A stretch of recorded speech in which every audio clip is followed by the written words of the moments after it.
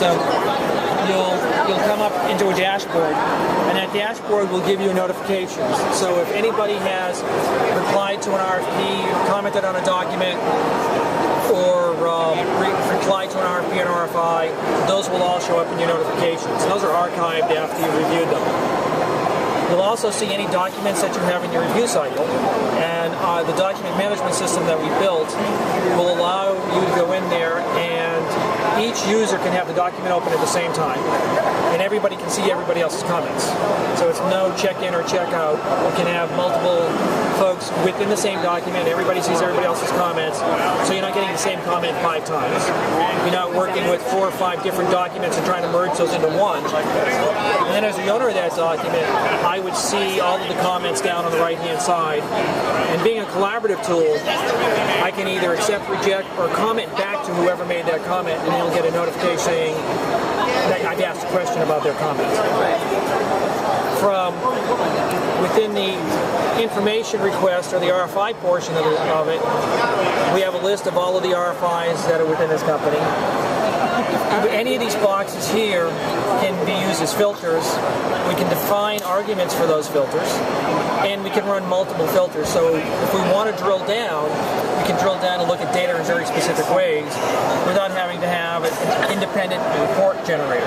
All the report generating is done straight through Developers Express. We can also even take these and we can group them, and we can do multiple groups. So now all that data is grouped by whatever the version control number was, and we can look at it from that perspective. And then if we then wanted to only look at stuff that was outstanding, you can just start to type outstanding here. It would only give me the ones that are outstanding. Every aspect of our system uses this format in order to display the data, so you can, wherever in the system, you can very easily look at very specific data. We can also roll things up to a very high level too, and we can look at what we call our executive reports, and this automatically will take and do a forecast for all of our contracts, and we can define whether we want it monthly, quarterly, or yearly, and the number of periods we want. And again, we could drill down if we wanted to here and look at very, very specific contracts or therapeutic areas.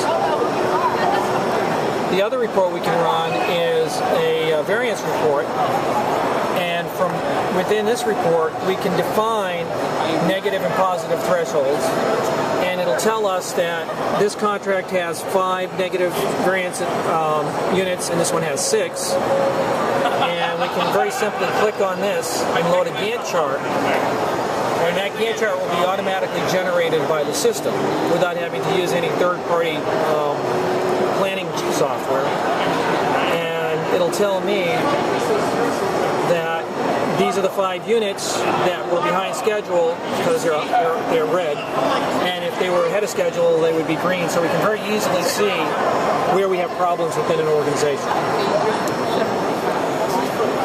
The other area is the proposal area. Hi Tony, how are you?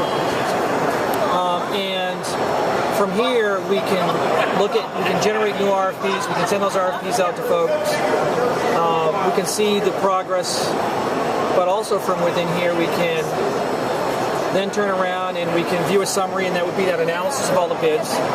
We can forward to our internal team to review, we can schedule a bidders conference, we can award it, we can enter the negotiation process, or this is that question and answer posting board that we had. And you can see who's bid on it, you can look at their bids, when it was due, when it was sent in, any attachments that they sent along with that proposal would be there as well.